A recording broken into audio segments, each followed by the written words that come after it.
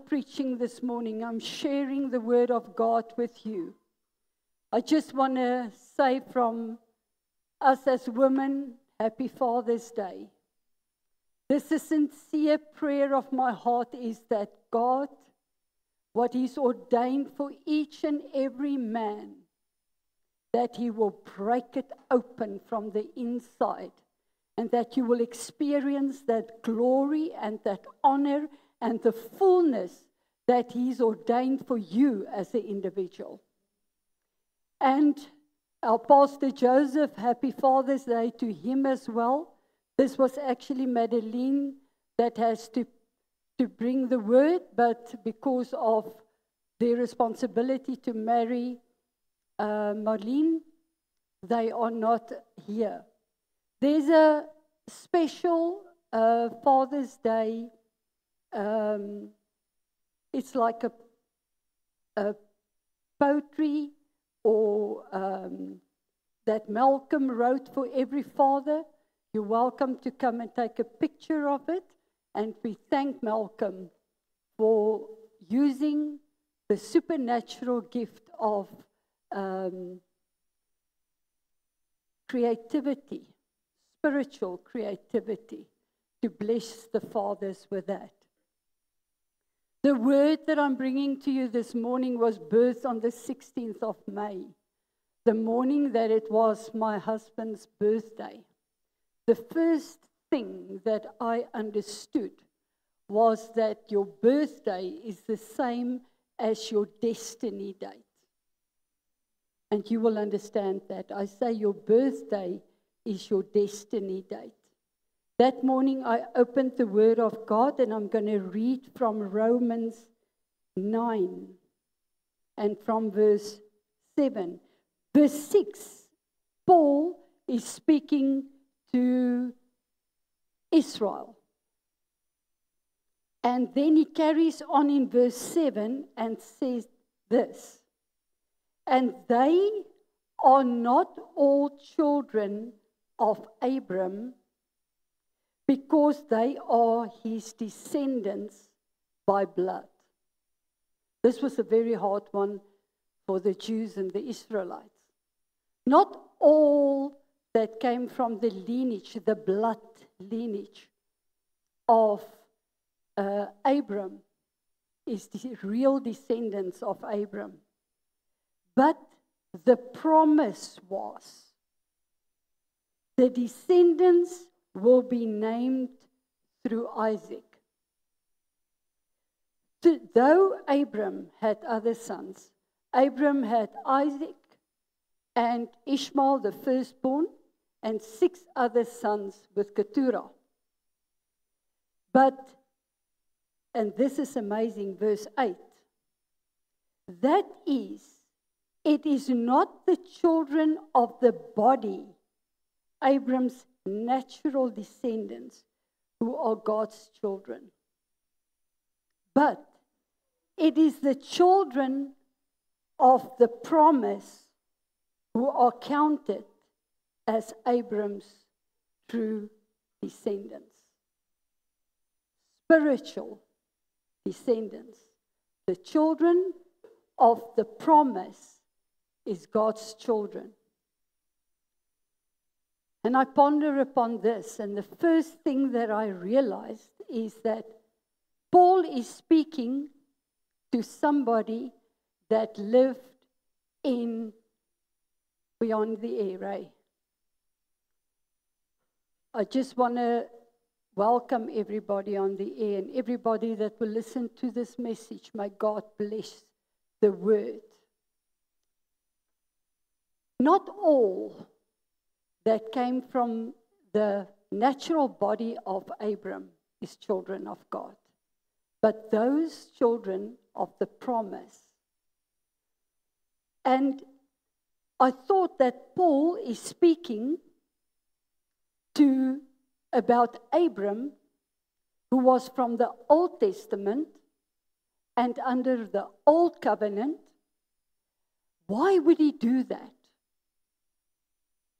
Because from the Old Testament, we learn precepts, we learn the laws, we learn boundaries, norms, values, and principles of God. That's how, in the Old Testament, we have to honor the Old Testament because that is where God moved with people, and that is where we understand how God functions. So, Paul is saying here something amazing. He says, the emphasis is not on the natural, but a spiritual lineage based on faith. And then an amazing thing. Every nation, that's the promise. Every nation will be blessed through Abram and Isaac. That's something that is sometimes very hard for us. Now, where do we fit in? The promise that he made about the blessing, and I don't think there's any one of us, and especially I'm talking to the men this morning, that don't want to be blessed by God. It's not a blessing from a man that can change his mind tomorrow. It's a blessing from God. And to understand that God blessed us also as a nation that had no right to be blessed by him. We have to understand the blessing and the promise. We received that blessing through Jesus Christ. It's about faith. It's not about natural descent. It's faith in Jesus Christ. The moment that Jesus died on that cross, He chose, He predestined for us to be part of this blessing. That's why it's important for me to mention Romans 8, verse 29 and 30. The Word of God says, God foreknew us and loved us. That's something that we battle with, hey? God chose Isaac, not Ishmael. It's showing us how sovereign He is. He chooses whom He wants. And He deals with people the way He wants. My brothers, I'm saying to you, because you are very strong in your mindsets, you can never reason out God. You can never explain Him. You can never figure Him out. He is wisdom. He doesn't function from wisdom. He is wisdom. He is knowledge. He is understanding. He is all-powerful. He is omnipotent. He is the great I am. You can never question Him. And if He decided that Jesus Christ had to come to get us, make us part of this blessing, and that promise is applicable to us as well. So the most amazing thing is He said in verse 30, Romans 8, I didn't only foreknew you, I didn't only love you. Can you imagine that He loved us even before we existed? He knew exactly what each and every one of us is going to do. The messes, the mistakes, but He chose to love us. Then He said something. He predestined us. Our destiny is already secure and safe in Christ. If there's one thing that I want to drop in your spirit and make it explode, Pastor Andre saw this morning, it's like a bomb. And, you know, it's flowing out in frequencies. If I pray that that bomb will drop and explode in your spirit, is that you are loved and predestined. Your destiny is already determined by God. Now you can, he said predestined. I'm just going to quote this whole script. Predestined. you are called. Then you are justified. Then you are sanctified. And then glorification. Now, to understand this blessing, we have to first understand that we are predestined. When God spoke about Abram and Isaac, He already made provision in Jesus Christ for us to be part of that blessing. Can you imagine that? We, the outcast, we that had no birthright, He chose to choose us. Now, what is this choose? What is that? He called us. If I call this morning you and I say, hey, I'm talking to you, no one will pay attention. But if I say, Andre, Richard, Nikki, if I say Hannes, I will have your attention immediately. So, there's a name involved. What did the name that Shem, who was Abram's father, gave him was Abram, the exalted father. But to God, He had His origin in mind when He heard that name, and He changed it to the Father of multitudes, because He had us and all the nations in mind. The Father of multitudes. To Andre, when your mom named you Andre, she just thought it's a name. But to God, you are a mighty man. You are brave. You are courageous. You no longer walk tall. That is the origin of the prophecy that God spoke over your life. And that's why it's so important for every one of us to know our names, especially you men. You have to understand that it's a prophecy that God gave over your name. The second thing that Abram had to understand is that there's a covenant, a blood covenant. In those days, they cut the animal in two, and then the slave entering into this covenant with the master had to walk among those cut pieces and say, if I, in my inability to keep this covenant, I will be slaughtered and cut into pieces. What did God do with Abram? He made him sleep. And with a fire pot, he moved among those pieces. The master, the king of the universe, took the place of the inability of the slave. What happened to us in our covenant? He called us with unconditional love, and He gave His life. It's not the blood of animals, but it's the blood of the only begotten Son of the living God. It is righteousness and justice that He bought for us. He took the place of our inability to stay faithful in this covenant. Can you imagine that? This is what this table is all about. Every time that we partake of this table, we have to glorify God that He is the one that stood in the gap for our inability.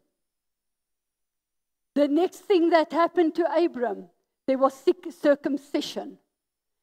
They had to cut the foreskin to separate them from the world as God's people. What did Jesus say to us? We have to be circumcised in our hearts. We cannot do that. Through His unconditional love, He removed the hardness of the heart.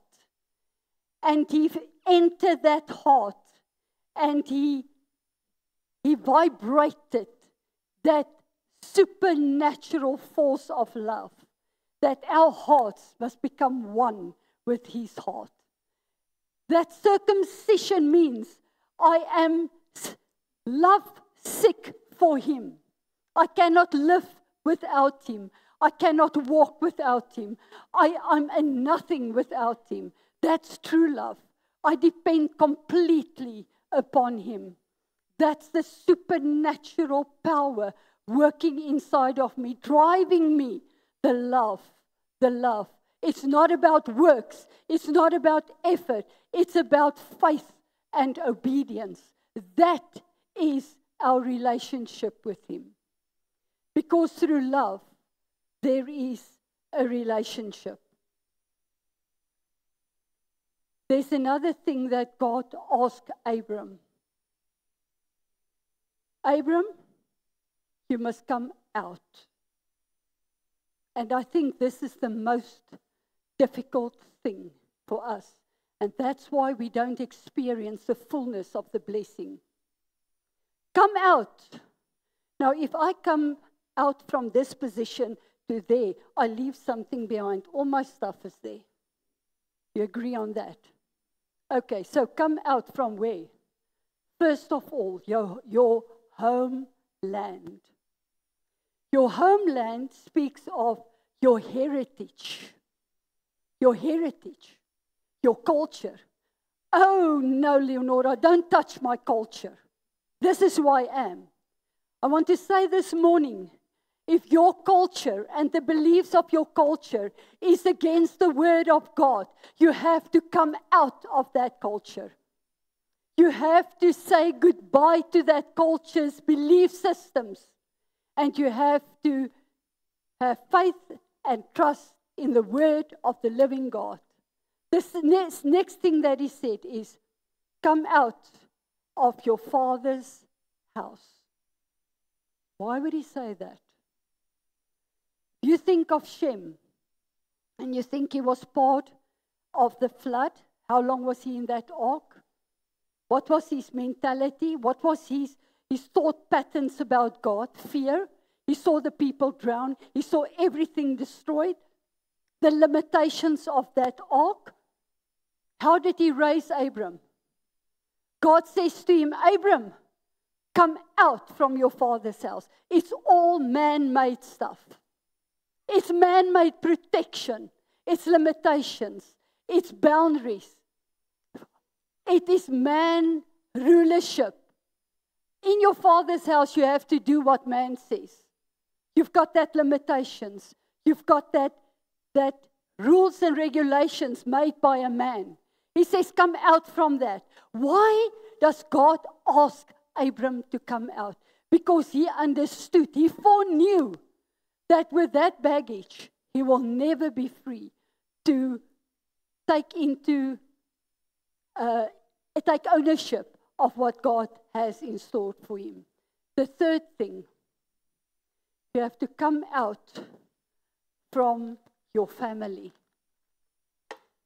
My brothers, this is the hardest thing, and this is the reason why I'm begging you to set time aside and come to Court's teachings. We're not some spiritual group that's walking there in heaven. This is where you learn your true identity. This is where you get transformed into the image what Jesus Christ paid for. So he says, come out from your family. This speaks of everything that happened to you, even before your birth in your mother's womb. Everything that happened there.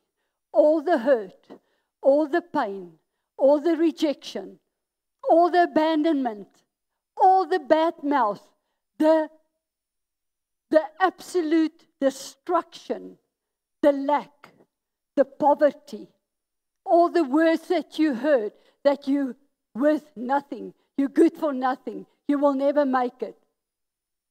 You saw that aggression.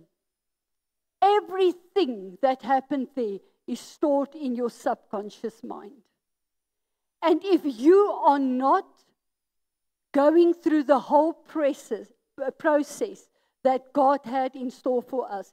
That means you have to be awakened and rebirthed in your spirit. And your soul dimension needs to be saved. And there's only one way: the blood of Jesus Christ must save you from your past. Otherwise, that will dictate every day how you live, how you experience the blessing, how you see yourself, in what identity you're walking. So he says, come out from that. Get renewed in your mind. Change the trash pile. If there's a trash pile in your life of everything that is stored there, it will attract rats. What is this rats? These rats are all the lies that Satan is telling you about who you are, keeping you from the promise, keeping you from the blessing. You can try and kill this rat and that rat and that rat. It will take you eternity. Get rid of the trash pile. Get rid of it. Say this morning, this is the last day that you will bring lies to me. I'm taking this trash pile and I'm throwing it back at you. It doesn't belong to me. I received a new identity through that covenant that Jesus took my place. He quoted that I am blessed, that I am free. This is God's heart for us. It's freedom, it's dominion, it's relationship, it's every day getting from Him. Do you understand that God changed completely the way that He worked with Moses when He starts working with Abram? To Moses, he was YHWH, the lawgiver. To Abram, he was El Shaddai. And it was so amazing this morning when somebody sent me a clip about a Jewish scribe or whatever he is, and speaking about El Shaddai. El Shaddai means the God of the impossible. The God, the all-sufficient one. That is the God that gave His life for us. The all-sufficient one. That's who He became for Abram. And to us? And to us, He's the risen Lord. It's resurrection power. He's changing everything that's old and dead. And He brought it to life with a promise and with a blessing. That's His heart, to bless us. Now, if you have to come out, you have to go somewhere. Where must you go? To a land. To the land that I beforehand predestined for you to take over. I want to say this morning to you, what land that is yours, your authority, your dominion, your rulership, everything that God promised you, prophesied over your name, that you give back to the enemy. We just hand it over to him because we listen to his lies that we are hopeless and that we mean nothing and we are incapable and in our inability to speak. I want to say this morning. I never read in the Bible that you're extrovert or introvert. No, Moses tried that one. But God says to him, no, you go. I will give you help, but you go. You speak. Because the voice, the word of the living God is inside of us. The fullness of the Godhead is inside of us. How can we say we cannot? It's our past. It's the wrong identity that keeps us in shame, in guilt, and in fear. The land we have to conquer and take back and take ownership of. The land belongs to the enemy. That land that God promised to Abram belonged to the Chaldeans. Okay, so this, we understand now Romans 8. We are predestined and we are called by our names, by the covenant, by circumcision of our hearts, heart of flesh removed, heart of stone removed for a heart of flesh. And then the process of becoming this identity is called sanctification. But I don't know whether you saw that before sanctification is justification. So when you walk through this process of life, there's different things that Abram experienced, and we are experiencing exactly the same things. We walk from a place of justification in Christ. In Christ through faith and obedience. That justification says, I'm in the right standing with God while I'm walking on this earth, conquering, overcoming, warring, fighting through battles and trials. I am already justified by God. I don't function from a place of preparing to gain victory. We're functioning from victory, going to war. Can you imagine that? Victory is already guaranteed because we walk in the Lord Jesus Christ, who overcame the world, who publicly showed the world who Satan is, and that he overcame him. He took the keys of death. He took the blame that we have to take. He took the shame, the guilt, the fear that we can go and war from a place that we know we stand in victory because we stand in Him. The problem is this, that we think we can fight it on our own. And I'm going to show you in the life of Abram what happened. There was famine. I don't need to tell anybody here, there's desert times in your life. There's famine. There's lack. There's sometimes you don't know where the next bread is going to come from. You don't know. It's desert times. God is silent. Everybody is silent. And you alone, especially you men that are providers, Lord, where is it going to come from? The well of living waters is in the desert. He has never left Abram. Constantly, God, the all-sufficient one, was speaking to Abram. And to us, the fullness of the Godhead, Holy Spirit, the spirit of prophecy, the spirit of revealing the heart of God to us, is constantly speaking to us. Was it an easy process? No. Abram had to conquer many enemies. But every one, he won the battle. Why? Because God was with him. Did he make mistakes? Most definitely, yes. He lied. He chose many times to do his own thing. God is taking too long. I haven't got patience to wait anymore. I would rather jump in and do this thing myself.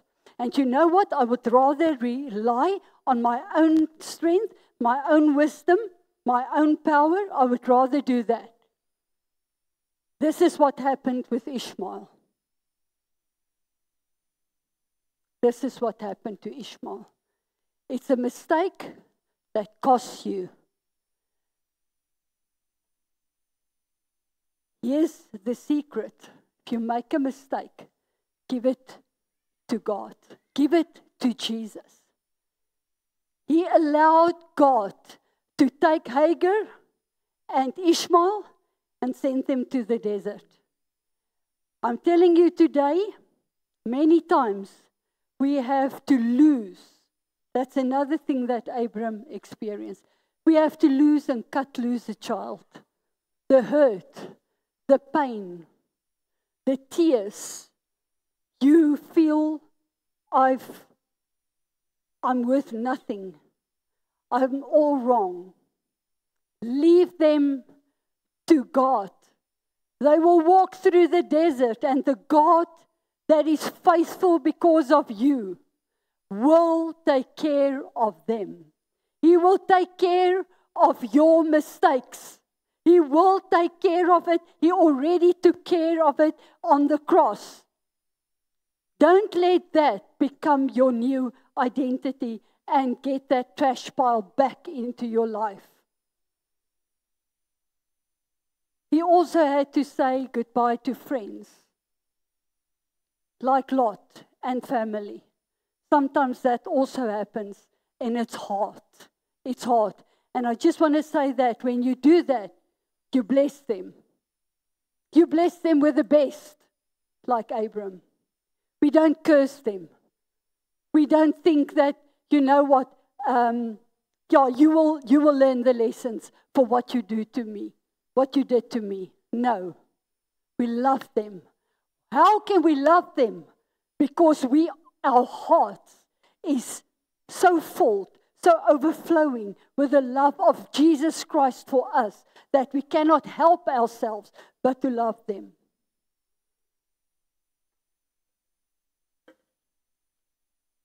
After one war that Abram experienced,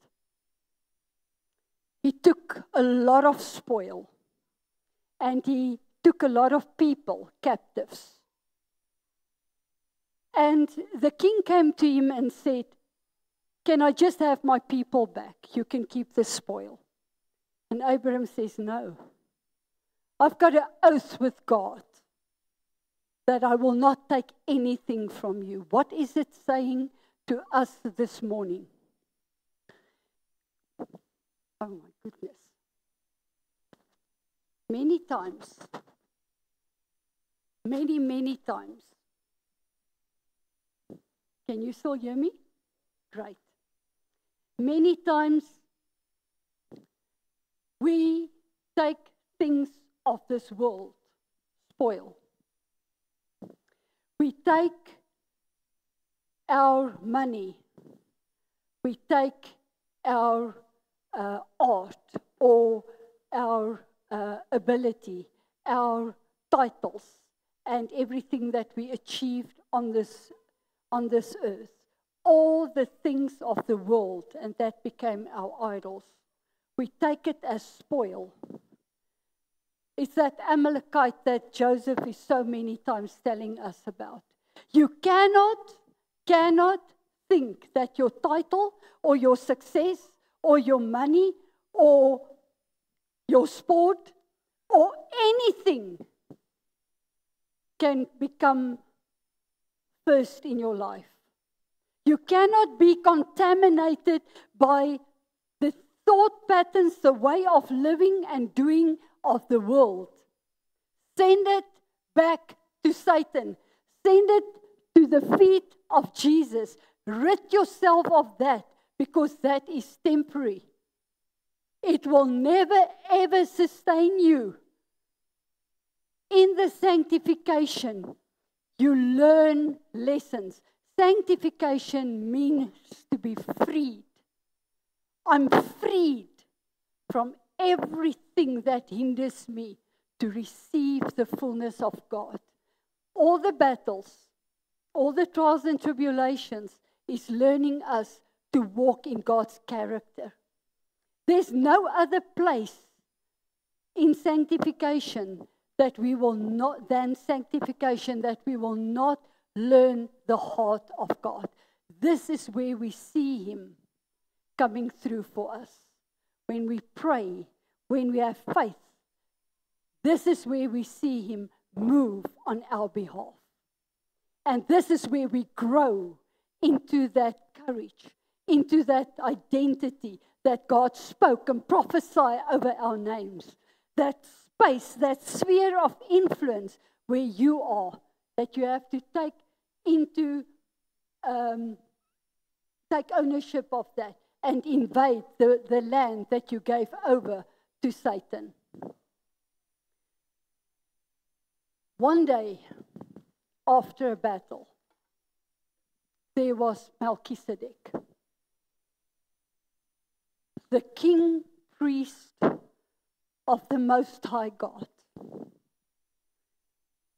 I wonder, what did Abram experience? He served him with bread and wine, a type of our Lord Jesus Christ. Melchizedek, and I want to read it to you. And this is so amazing. In this journey, out of justification, and you walk through sanctification in this world, and you rid yourself of all the nonsense, and you learn the lessons that Abram had to learn.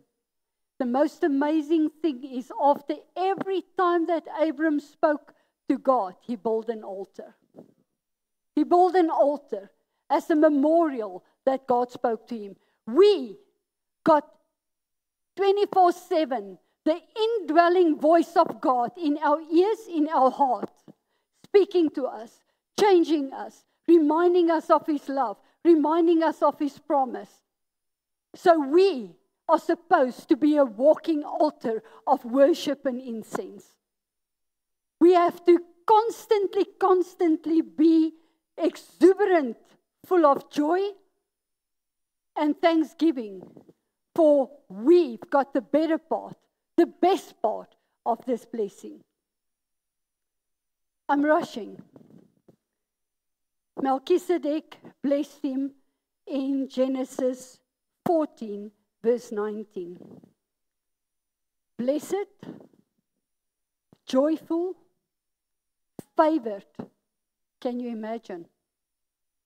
Blessed, joyful, favored be Abram by the Most High God. Who's blessing you? Who's blessing you? Is it your own efforts? Is it your own works? They fail you. Is it friends? Is it family? Is it man-made protection, provision? They will fail you. In sanctification, you learn to walk as a son. You learn trust and obedience. He says, you are blessed, Abram. You can put your name in there. By God Most High, creator and possessor of heaven and earth. Heaven and earth got the same birth date.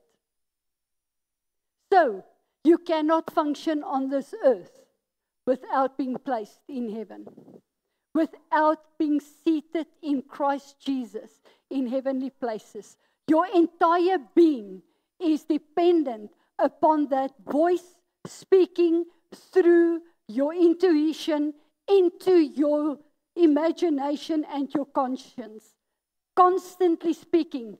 He will not speak if you haven't come out, if you haven't left behind your past and your past identity, and clothe yourself with the righteousness in Christ Jesus, and start to live as a son of God, guilt-free, fearless, blameless, full of power and glory and majesty. And the moment that you receive that identity, glory realm starts to open up for you. You start to experience God's presence day and night. I'm finishing. He says, the creator and possessor of heaven and earth, and blessed, praised, and glorified by God Most High, who has given your enemies into your hand. Your enemies has been handed over to you so that it's under your feet.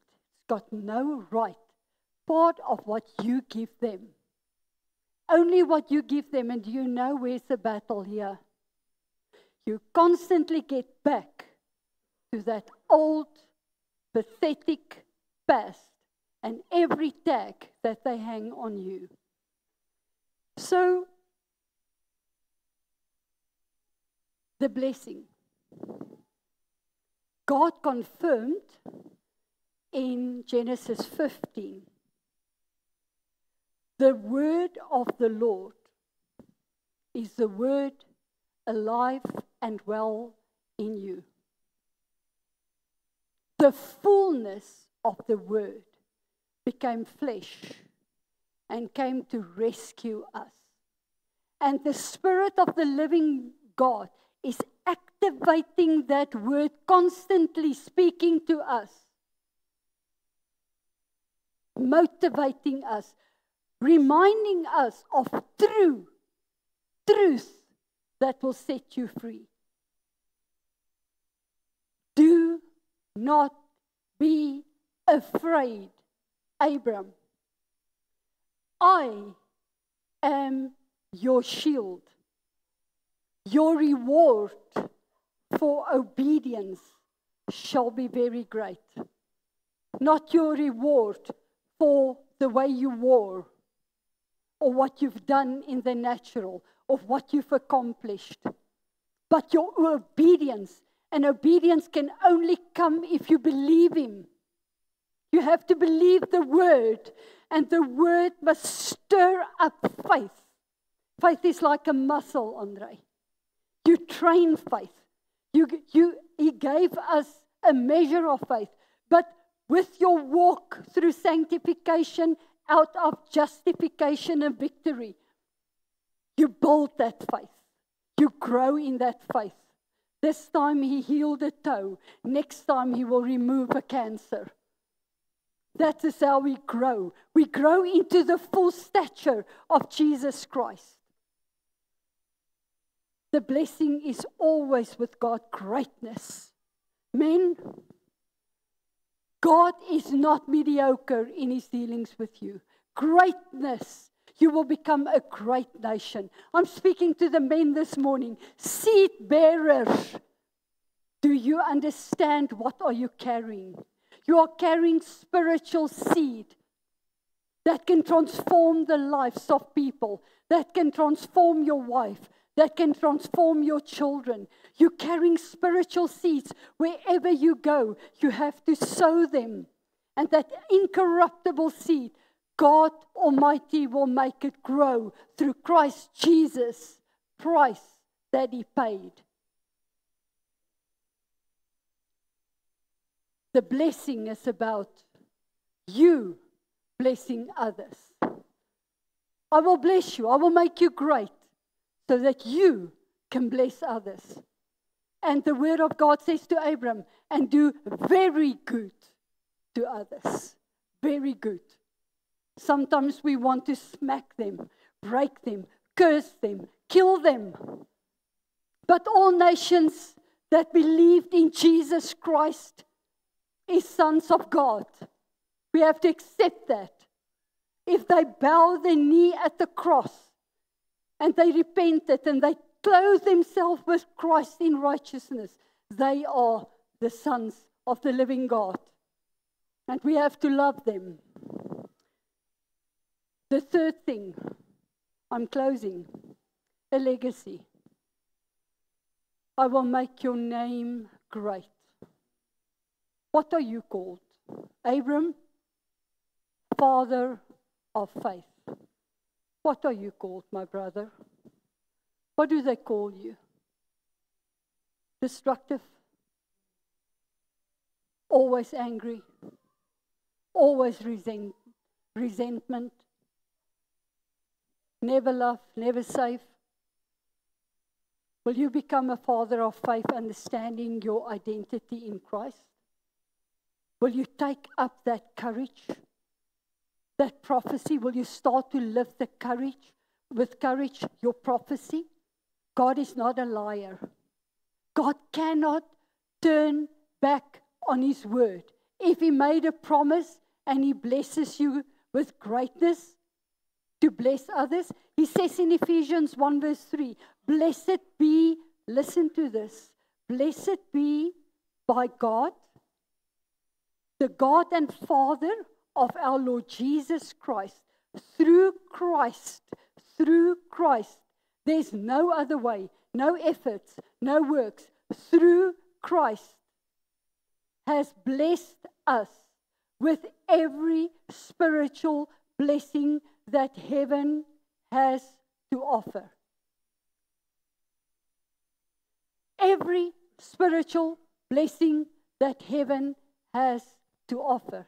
Isaiah 11 says, and the Spirit is resting upon me, the Spirit of wisdom and knowledge and understanding.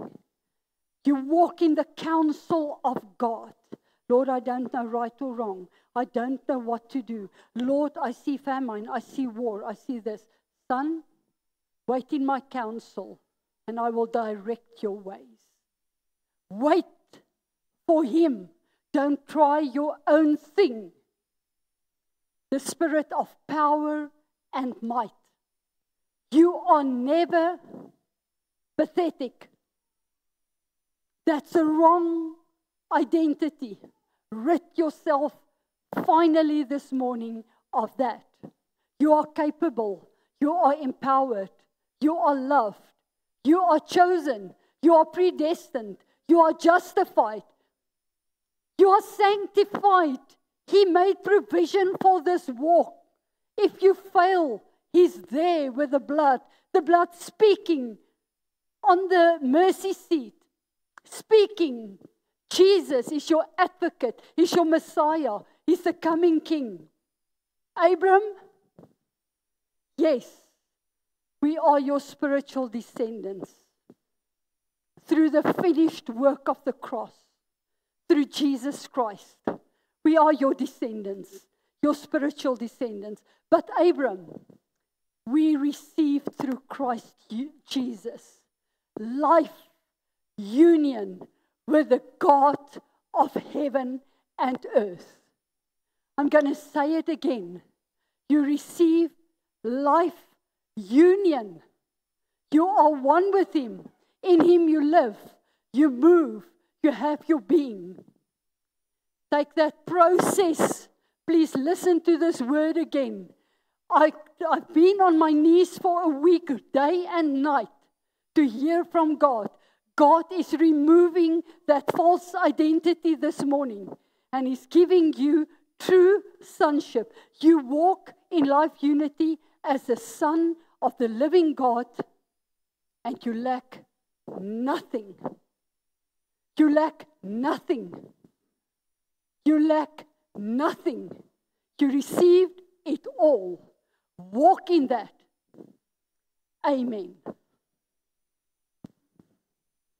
Let's pray. Mighty God of heaven and earth, who is worthy like you? Who is exalted and who is loved like you, Lord? This morning, we bring ourselves. We bring our old identity. We bring everything that happened to us in our past. And we remove that trash pile. And we clothe us this morning with Jesus Christ and the truth. We choose this morning not to reason about your word, but to believe it and to obey. Lord, we understand this morning that delayed obedience is disobedience. Lord, we understand in that waiting to obey, there will be voices that's telling us not to obey you. This morning we choose radical faith, radical obedience. And we glorify you for your eternal word that sets us free. In Jesus' name, amen. Adeli.